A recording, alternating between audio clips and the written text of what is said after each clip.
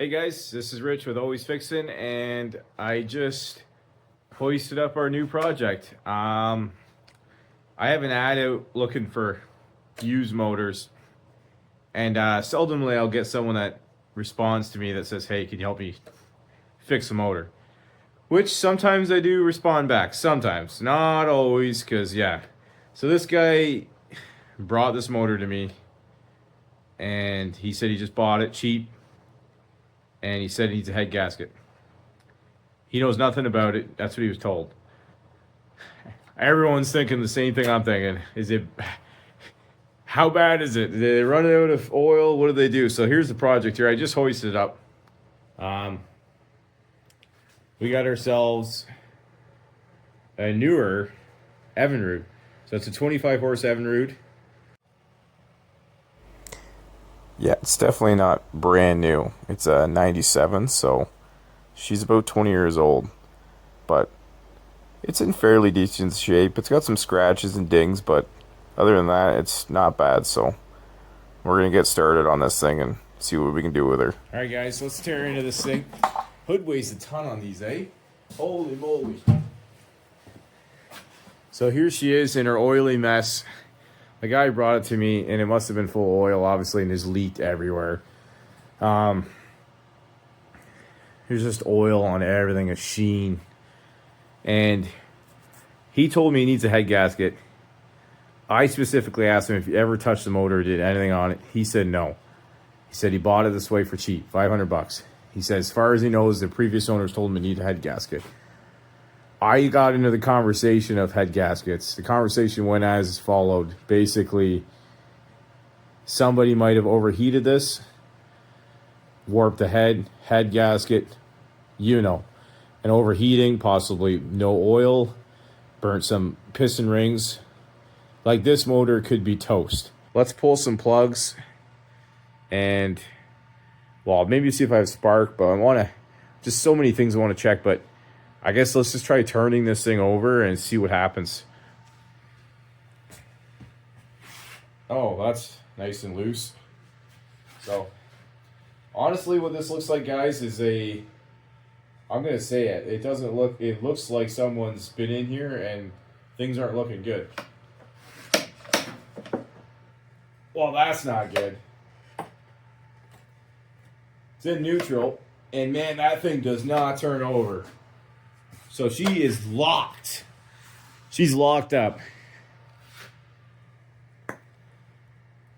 I'm scared to take these off. Spark plug number 1.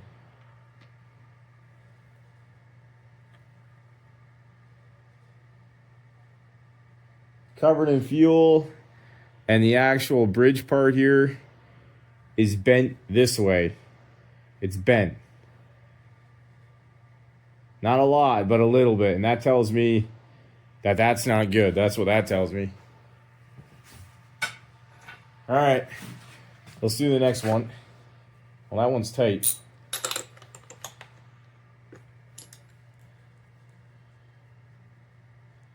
Champion plug.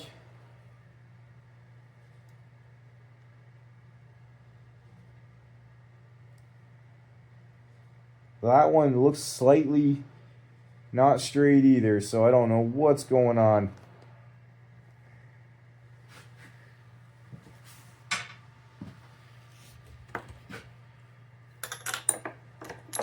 Trying to see if I can smell like burnt metal smell, but my senses aren't the greatest right now. Oh wow, that's another one where the bridge is like way over here. Spark plug on the electrode. Is that electrode broke? I gotta grab a pick or something.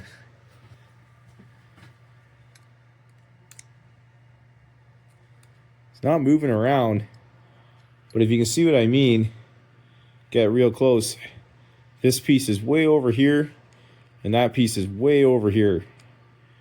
So that is, all three of them are like that, but this is the worst one. Get real close. So, doesn't look super ideal. Oh, I'm scared. So all the spark plugs are out. This thing shouldn't have an issue turning over.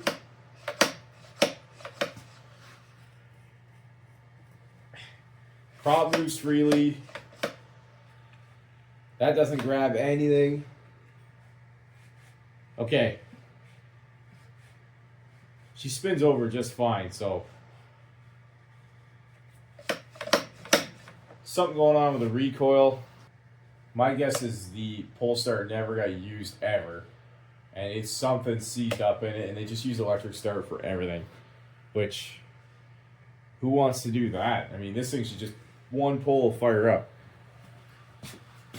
Let's check compression and see what this thing's putting out.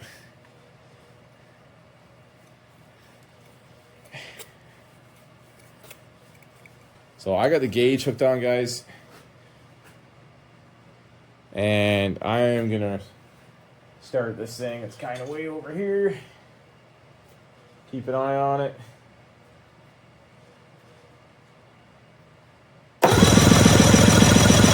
That's plenty to pull out compression. And it's 110. Nowhere near the numbers of that 1980 70 Johnson.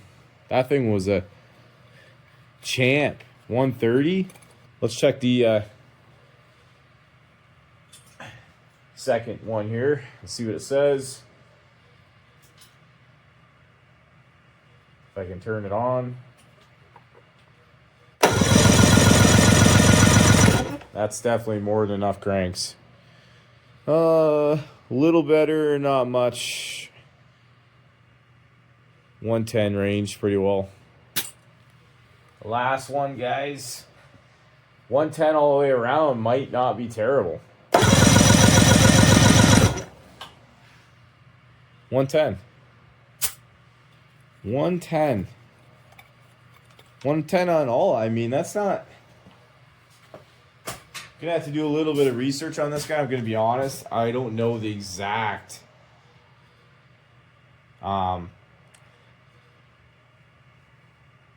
values 100%. I'm not exactly sure.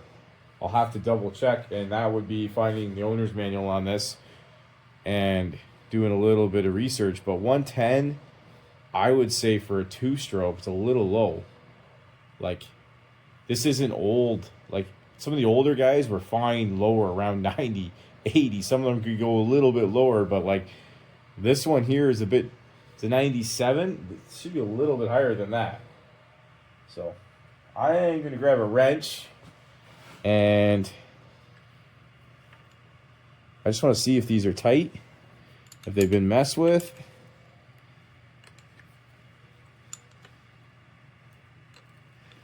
And that's right away a different size.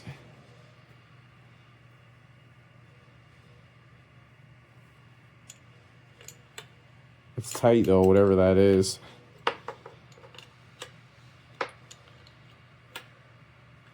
Everything is tight. Oh, there's not one there. That's awesome. And the torque specs on them shouldn't be much. They're tiny, like a 10 mil wrench. Probably like, if you pulled the book, 20, 15 foot-pounds. Not much. Looking in the bottom of the cowling engine, just trying to see if I see loose bolts. I don't know, there's not a lot of space down there, let me tell you.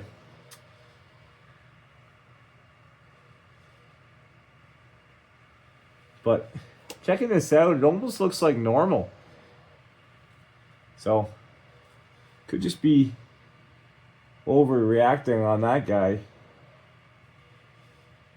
Not 100% sure. It just looks funny. Well, let's see if this thing has spark. I don't know, it's got 100. Maybe we could shove a little bit down there just see if it pops. Grand scheme of things, if it runs and it runs good, then whatever's going on here, just trying to think about it. Alright, let's see if it's got spark.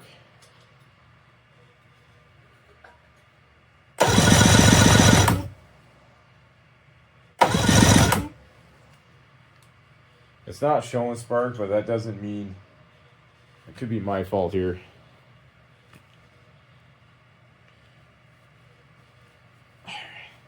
Make sure that's all on good.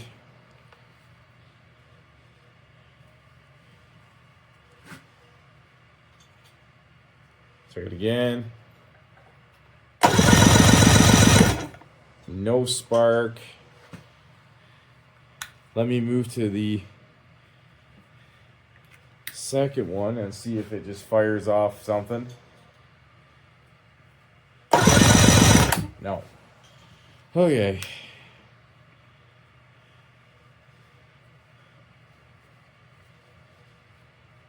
That's odd.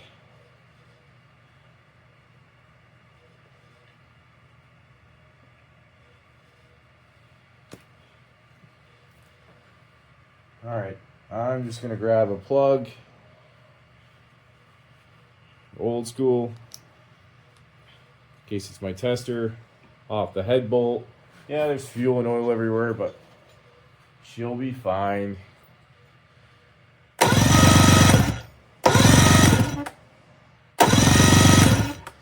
No spark. Let's try a different plug.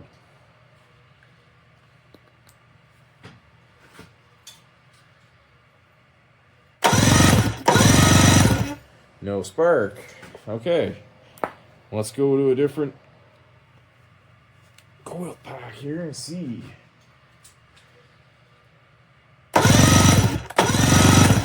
No spark. And because I'm here, let's just check the bottom one. Why not? All right, no spark, so something's going on.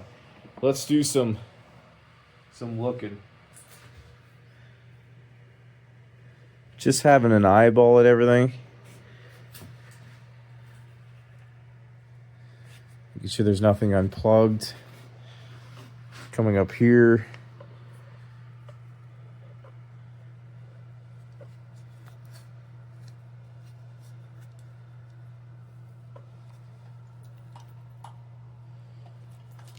Kill switch. Key. Make sure this thing's not in gear.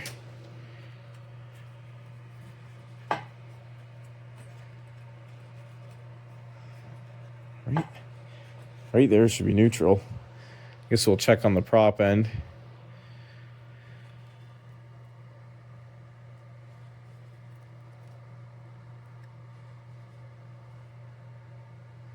Huh.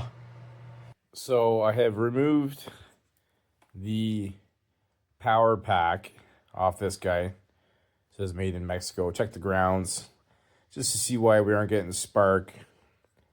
And everything looks pretty clean.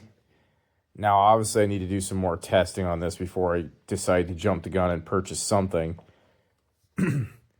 And what I think I'm going to do right now is pull this reservoir off, get rid of it, and it'll open up this motor so I can see a lot more of the connections and electrical and make sure everything is grounded and good. Get this off, and then I'm going to take this guy off. Check the stator, check the pulse, like there's the magneto there, that pulse coil pickup, I think I got that right. I'm probably saying it wrong, but it is late, so check that out. I'm probably missing the words on that fella. Check that guy out, check the stator, double check the stator.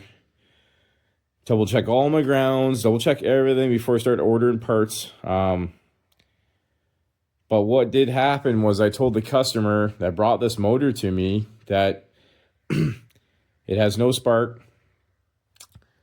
prop seals are leaking, and it most definitely will need, because he told me it sat for a long time, he should do an impeller, and he should do the 3 carburetors to double check them for most likely a gasket kit. And this is what he was saying the guy said it needed was a head gasket.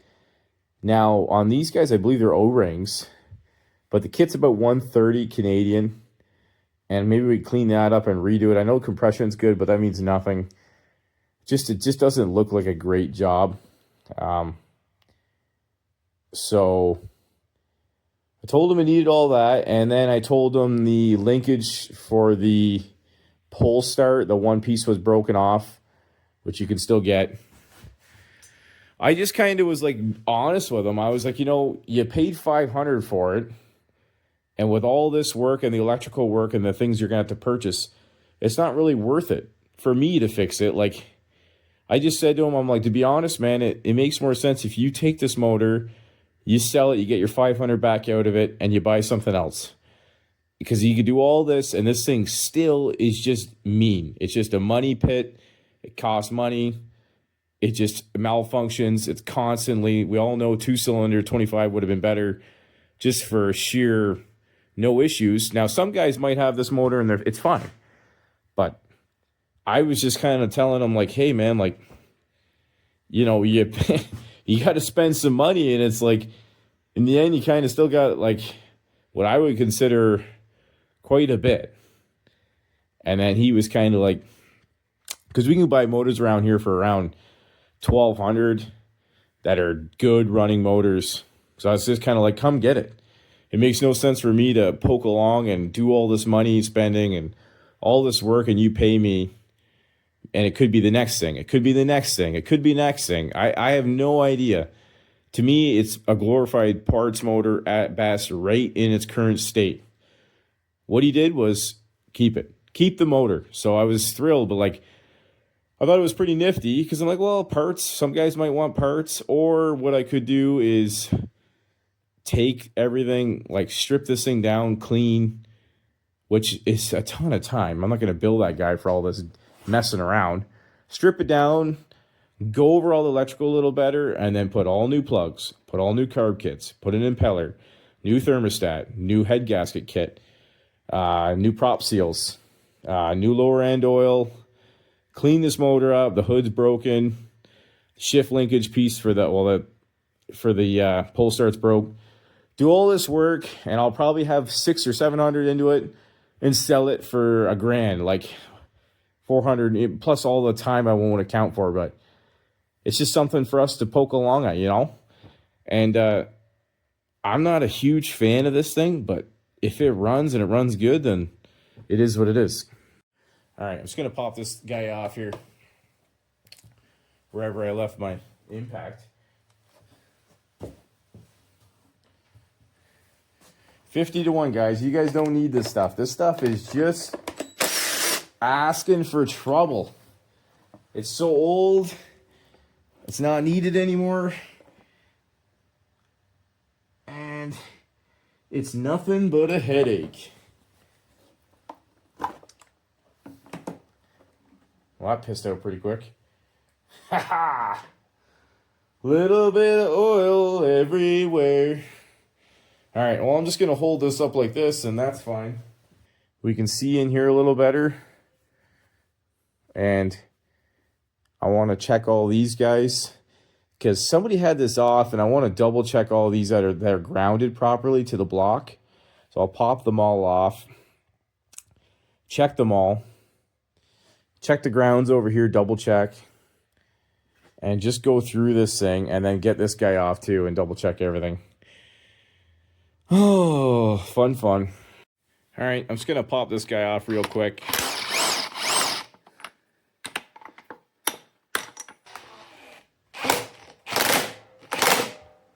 And she popped.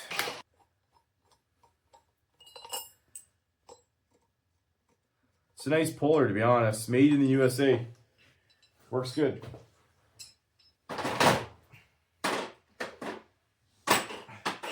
Place where they build good quality shit, to be honest. Oh, off you go. I'm gonna put you on the bench so I don't break you. Pretty clean under there. I see a little bit of rust staining, not much. Let's have an eyeball.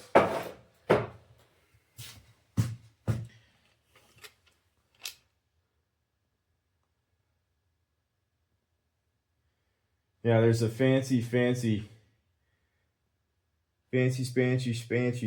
part in here that looks super awesome.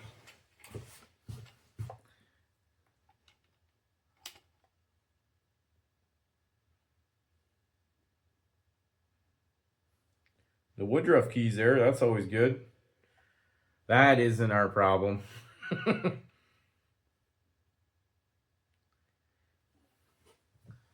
This part that's the problem is 58, 48, 24. It's not the problem, but it looks like an expensive part that bolts down on here. I'll bring you in and show you. So that's the part there. I do believe the guy on the phone said every time you change a Powerpack, Evinrude recommends to change this part. Looking at it, there's two red things and two clear looking things. They obviously are measuring revolutions or something, picking up just like a magneto deal, but this part looks expensive. I don't know how much it is, but it looks like a few dollars. So to be honest, guys, I'm just gonna have to download the book and go through and do all the tests, the many tests as I can do before just going into changing parts. I will be honest, this thing is like space to a guy. And I don't want to be just throwing parts on it for fun. I want to do this thing so it's good. But I do know, and I will tell you, we're spending money on this thing, big time. I already know. We're going to be spending money, so that's fun. All right, guys. So I bought this book. It's gonna help. Nobody wants to throw parts at stuff. So when we go to the chart here. For this particular motor, no spark on any cylinders. Go to step 2, step 3, 4. Step 2, so stop circuit test with these 3 cylinders. You can see that's your main CDI box. And what it's telling us to do is disconnect the 4-pin and connect a jumper wire between A, C, and D of the 4-pin. And it says on the actual connector, so that connector that's right underneath the CDI box, unplug, and I'll show you guys, unplug it. And I just ran a jumper between the 3 wires that are important. They're all in a line, A, C, and D. And put a wire in there and pull the engine over, observe results at spark tester. Obviously, if there's no spark, then we go to step 3. And this is the same. Let's focus. So CDI, here's the wire here, and they're labeled, these 3 guys in a row. And I just ran a jumper to all 3, just like that. Held it in tight, turned it over, observe spark, no spark. So now we're gonna go to step 3. So step 3, guys, and it's important you guys read these steps. It's easy enough to get confusing, but we're testing the power coil and stator. Disconnect the 4-pin Packard off between the stator and the ignition modules. So CDI and where it comes, but you'll see there's a 5-pin and there's a 4-pin. It's pretty easy. You can't miss this one.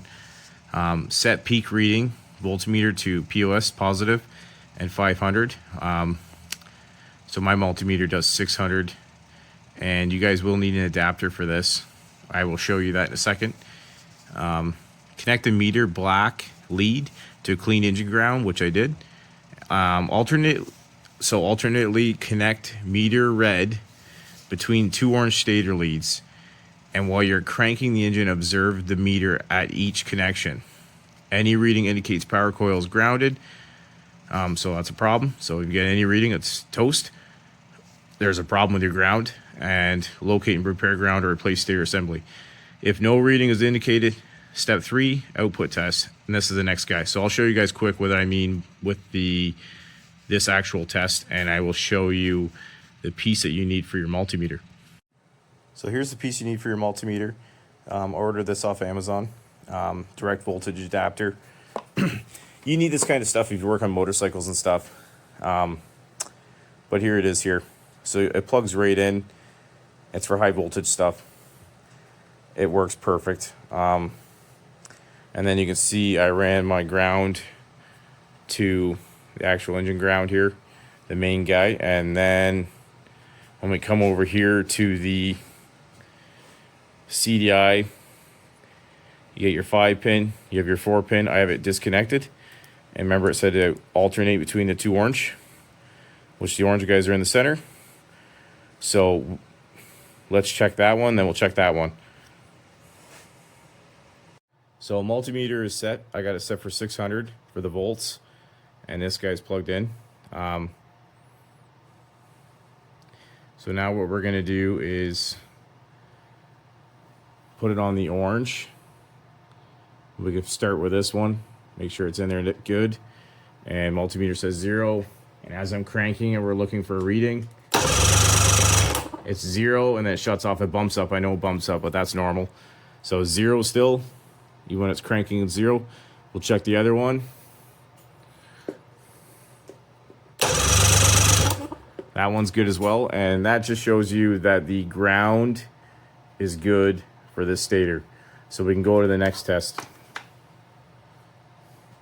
So next test is the output test. And so next test is the output test. So same thing, set your multimeter for the same reading we've been doing. Attach the black lead to one orange stator lead and attach the red to the other. It's pretty simple. Crank the engine over. If meter shows 100 volts or higher, go to step 4, charge coil test.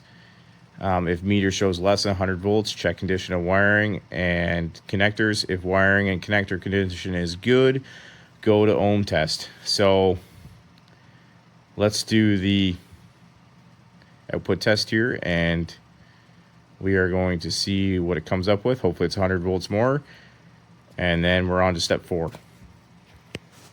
Okay, so I'm going to try to do this carefully. It's hard to do everything, but hold that guy into the one orange. Let's go into the other.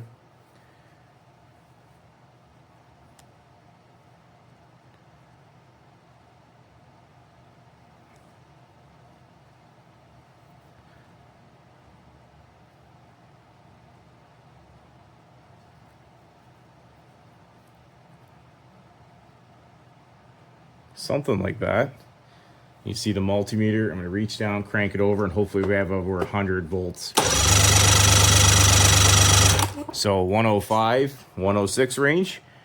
So that's perfect. So output test is good for this motor, well, for the stator. And now we're on to step 4. So next one is step 4, charge coil test. Basically everything's the same. Connect the black lead to clean engine ground. And with a red probe, we're going to do, with the cranking, we're going to check the brown wires. We're going to alternate as we crank. And we're looking for no readings. If there's a reading, then we have to locate and repair ground or replace stator assembly. So we'll do that. And that's charge coil test. If there's no reading is indicated in step 3, go to output test. Output test. So we're going to do a ground test and then the output test on the charge coil test, if that makes any sense. So output test would be attached meter black to brown stator lead, attach meter red to the other brown. So basically the same as what we've already done, but you're checking the other set of wires. Crank engine over and observe. If meter shows 300 volts or higher, go to step 5, ignition module test, which is, that's what we want. If meter shows less than 300 volts, check condition of wiring connectors. If wiring connector condition is good, go to ohm test. And that's just to help you kind of figure stuff out. But ultimately, we want to have the stator be good, and then we can go to this guy. So, so let's do the quick brown wire test here. Okay, multimeter setup. Same thing as we've been testing. The ground is hooked up, and we are going to pick one of the brown wires to start. We'll pick this outer one, and I reach over here and hit the ignition, and we don't want to see a reading for this test. So no reading. We'll check the other brown wire. Time to switch it up.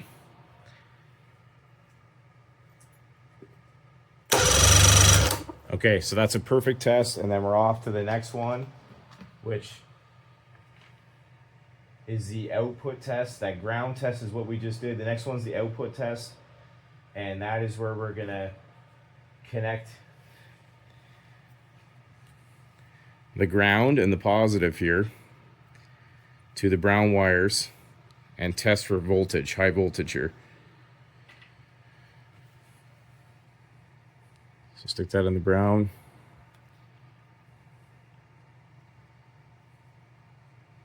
And I gotta try to figure out how to hold these in. Obviously you can do better things by sticking something in there. Hold those in, don't get close to this death thing. And we want this to be over 300 volts if I recall. We'll double check, but I'm not letting my hand off these guys.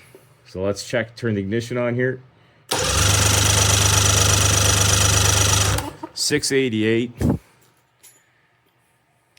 So 688 volts. Let's go back to the old manual. So we just had 688 volts or higher, so 300 or higher. Go to step 5. So the stator tested good. So that's everything you got to do to test a stator on these complicated 3-cylinder Johnson's Evinrudes. A lot of this information is hard to find. Guys aren't doing it. I don't know. So now we're on to the ignition module test. So these 3 guys. So we've accomplished step. Let's go look back to the old handy dandy diagram. It's in the beginning when I showed you guys. Step 2, step 3, step 4. And now we're on the step 5 test. This is getting to pretty well ruling everything out to have to change this expensive guy over here, CDI. So we know our stator's good, and you have to check that, guys. You can't just assume and throw parts at stuff because you won't have any money left. So next is ignition module test on these 3 guys, and we're going to do that. Step 5 here, ignition module test. That's where we test all 3. I would think we're okay with not doing this because I doubt all 3 are simultaneously gone at the same time. Now, if you had spark in 1 cylinder or 2 cylinders and one wasn't working, you know what I mean? Like, then I would want to test this because you need that Stevens PL88 load adapter. You can make it, but so I'm not going to worry about that. And the funny thing is, if you look at this, also check encoder for substitute damage, which we had the flywheel off, and I checked and cleaned the encoder sensors with a clean cloth. Glasses wipe, actually, to make sure there's no oil on it. But all the wiring and everything looked great. And that 5-wire connector or plug plugs into the CDI box on top. All the wiring and everything looked great. And then it just says repeat the test. So like, it doesn't tell you ohms resistance in this manual for that encoder. It's kind of, you know. And then the next test, like the next page here is, hold on here, is running output tests, and that's on the ignition modules as well. And obviously we don't need to check any of this, but you would need a Stevens number TS77 terminal extender. So it's another specialty tool, and these aren't too much money, but I would suggest if you had spark on 1 cylinder or 2 cylinders, you know what I mean, like one of those deals. We have no spark on nothing.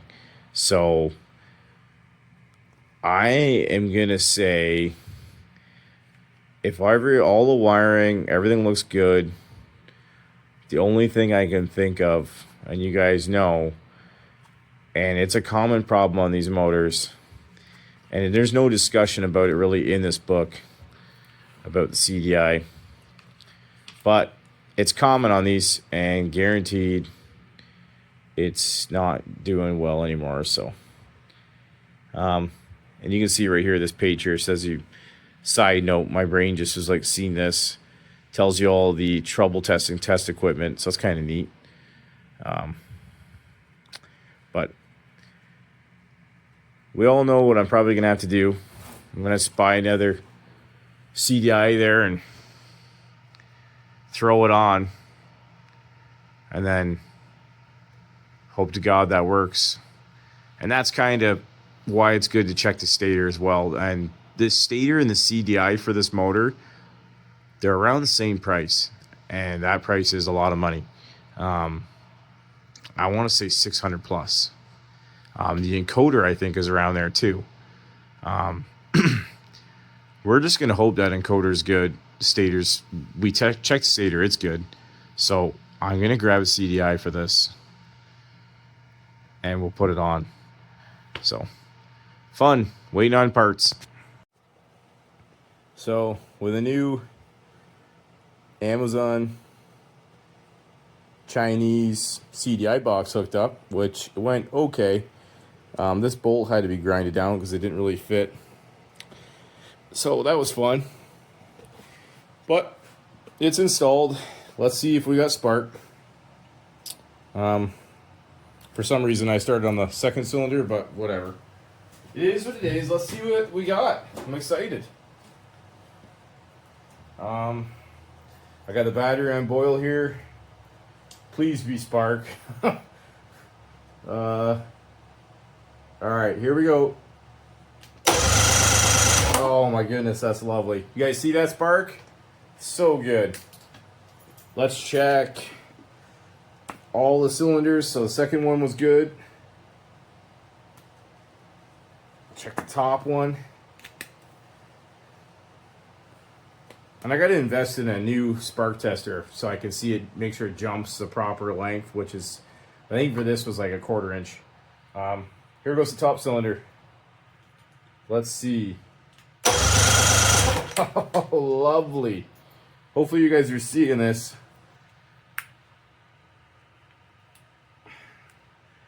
But I am excited to see if this thing's going to cough to life in a minute. Bottom cylinder. So the top and middle has spark. Let's check the bottom. There we go. All right. Let's see. That's lovely. Nice spark.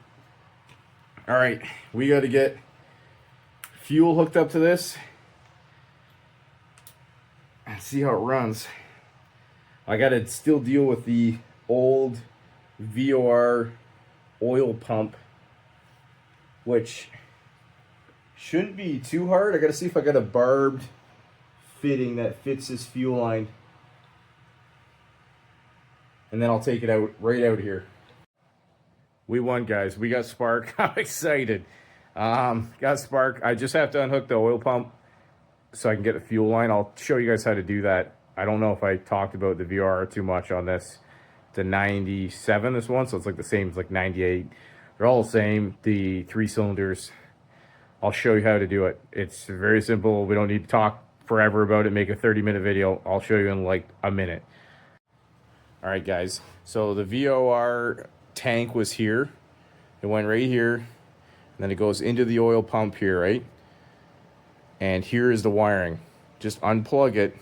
It's very simple. Unplug it, unbolt this guy, take this fuel line off, take it from here, and the other side comes out on the other side of this filter. There's a line on the bottom. Put a barb down this piece to the line on the bottom. Take this piece out and sell it to somebody, maybe on eBay or whatever. Throw in the trash, do whatever. But these, you can't really get these ones. Well, you can, but you know and I know this OEM spec one is better. This one most likely worked, but I don't even want to take a chance on destroying this motor. I know a lot of guys are, if the VOR works, leave it. Blah, blah, blah, blah, blah. I think it's good to have if you had like a rental business or you didn't trust, and basically if you don't trust someone how to mix 50-1 for this motor, this is great to have. If you're letting somebody borrow it or something like that, you don't trust them mixing up fuel, then this is what you want. It's dummy proof. But for me, I don't want to have to kill this thing because it stopped working. And there's alarms, and I know it'll get to that point where usually it'll give you a clue. But what if it doesn't? What if it's really cold? And I know I've had this happen.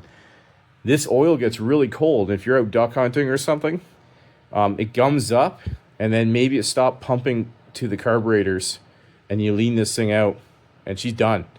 Happens in no time at all. I don't want to even have that happen. So I'm just going to rip this off. Like I said, it's 2 seconds. Literally, you unbolt the tank, get rid of the oil, and then you unbolt this guy, and you just connect the fuel line here to there. You can use barb, or you run all new fuel line to your pumps, which are on the front. So we'll get that taken care of right now, and then I'm going to do it quick, off camera. I'm going to button up, zip tie all this mess up, make sure it's clean, and then we're going to go put this guy in a hose. Okay, guys, I'm just going to take this prop off and have a look on the backside. It's a little growly. I kind of want to get a better look at the prop shaft seals and see what they look like. Maybe there's just some fishing line, we'll get lucky. But I do believe it is leaking.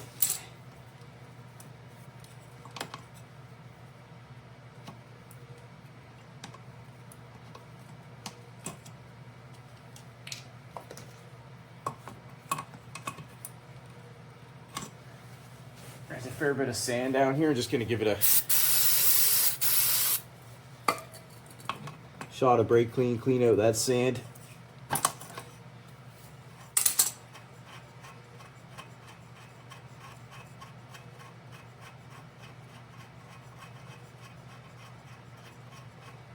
Pulling the nut off here. Here comes the prop.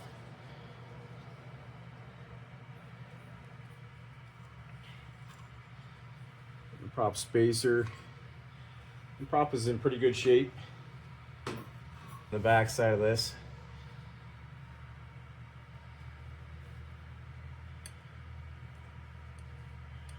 A little in and out of play here. I don't know how much is tolerable, but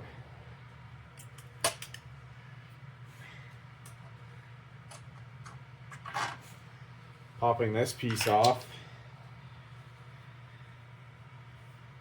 A little dirty. Just wiped it.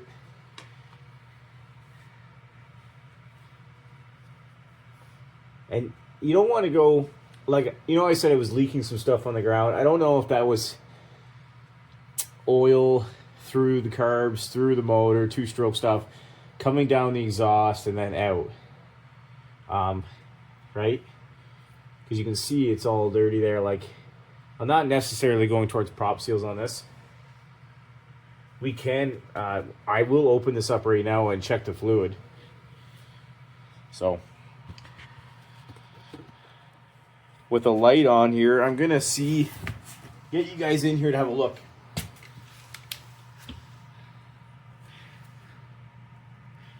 So with my brake clean, I'm just gonna get in here, spray it out, make sure there's no fishing line in here. That's the seal there, and you want to be very careful with prop shaft. But the seal is still very, very malleable. It's not hard, because they'll feel it's nice.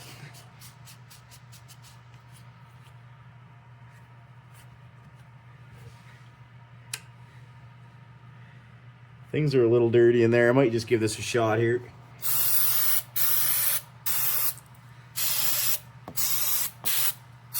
Just clean that out. And on the shaft here.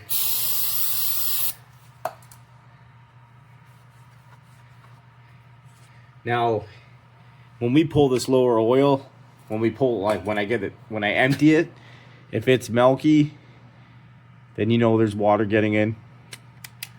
That's how I'm gonna determine this one, guys. So let's pop these screws out. Grab a catch bucket. All right, catch bucket in place. Pull this top one out.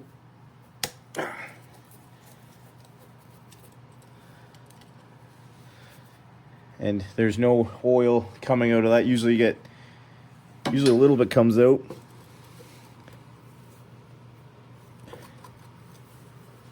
Oh, camera shake.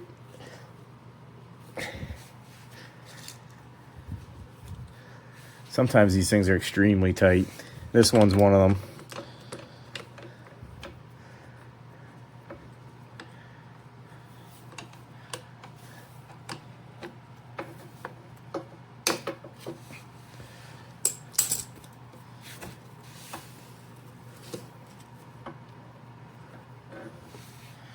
right. You know what, guys? It looks great. I don't see any moisture yet.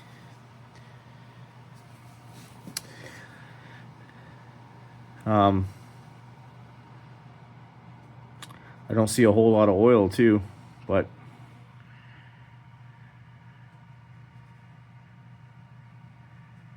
we'll let that drain. It's a little cooler in the shop.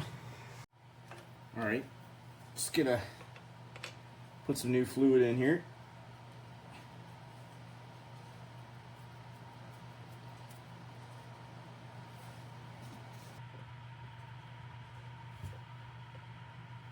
Perfect.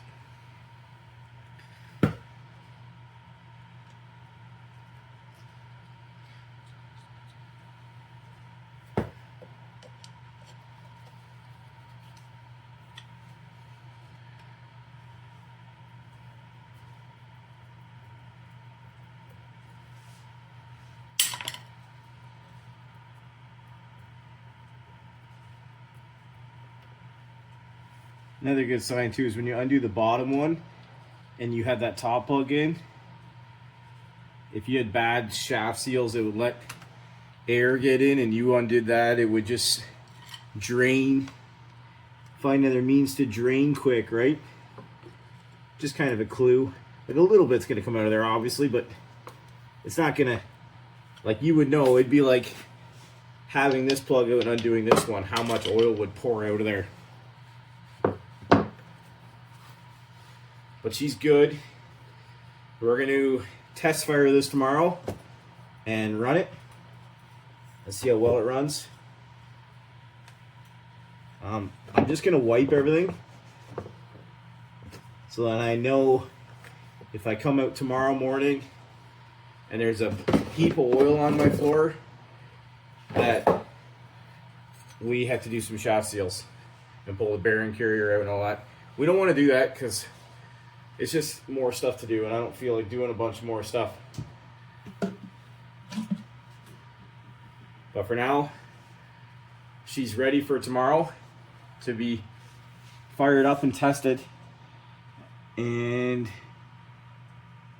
we'll finish the service on this and cleaning everything and then getting it listed to sell. All right. Got the line hooked up here for Pratt fuel. I'm just gonna pump it. Check my union I put in to make sure it's not leaking.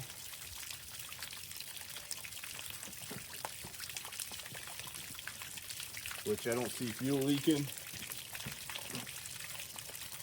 And I didn't bring a battery, so I'm just gonna fire up this the old-fashioned way. So here goes the first time.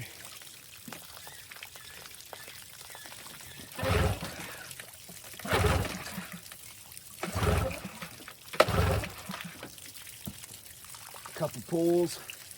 That ball's nice. Key on, that'll help. Ha! What a dummy.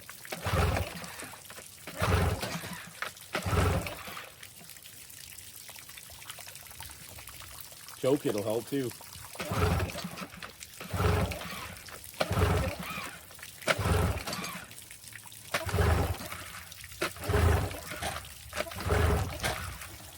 Alright. Time to get the battery. Enough of that. Alright, battery's hooked up. Let's try this time.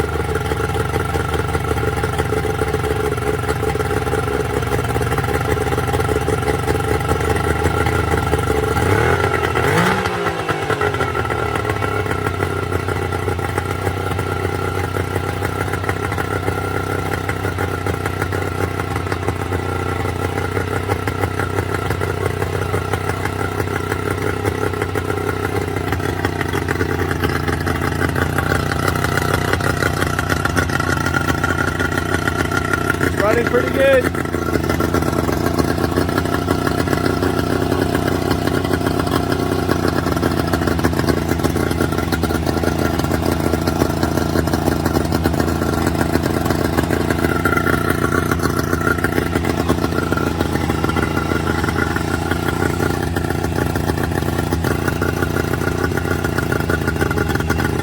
Muffs don't really work too well. Gonna hold them on.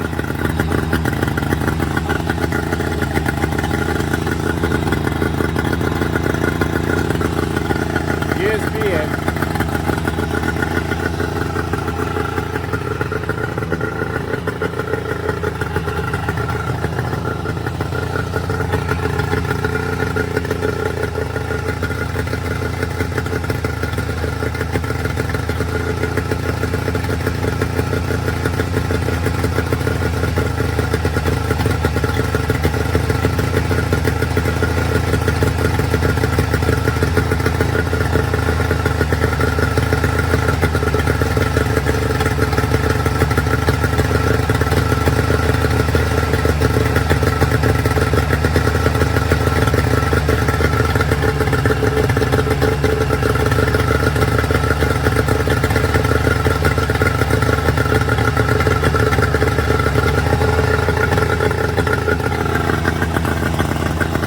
Not bad. They shuttered out.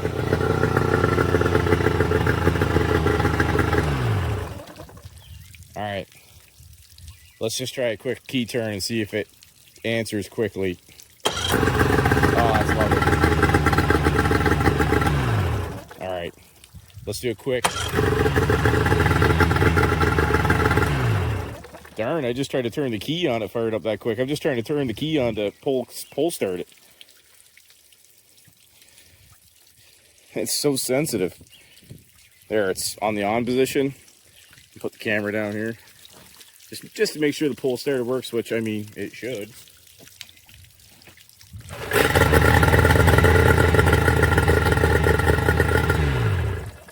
Perfect. Well, she's alive. I'm going to kill the water. She's pumping water. It just, the muffs, once it starts vibrating, they start kind of losing their suction, and then they come off a little bit. As soon as you clamp them back on, it starts pumping water.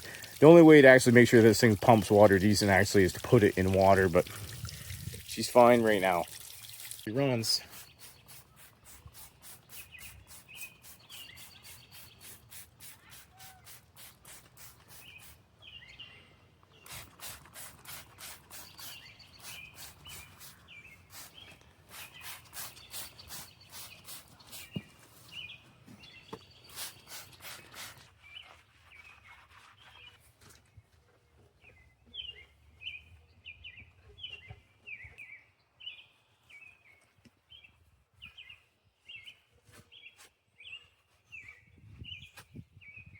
I'm just going to put some quick polish on this bad boy.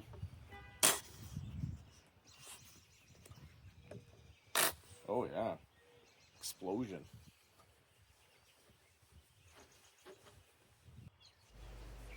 Just getting this thing polished up here. This is a little different of a project for me on this guy. Not my regular flip. I did reach out to the owner, left him a message, and he hasn't responded back to me yet, but I'm trying to get him his money back at least for this thing. I feel bad. Minimum $500 back to him. Can't just take it for free, but she's looking pretty good. She's come a far way. She definitely fought me, but she came around. That's it for this video, guys. We got her running. Took the VOR off. Got spark. Took all the time to go through the whole ignition system to rule out every part and then change the CDI at the last point. I had a hard time finding information on this motor, hence getting the book, doing all that stuff with the 3 cylinders. They're a little more temperamental. Learned a lot. Hopefully you guys did too. And tune in next week. Hit that like and subscribe button, and I'll get something out cranked for you guys next week.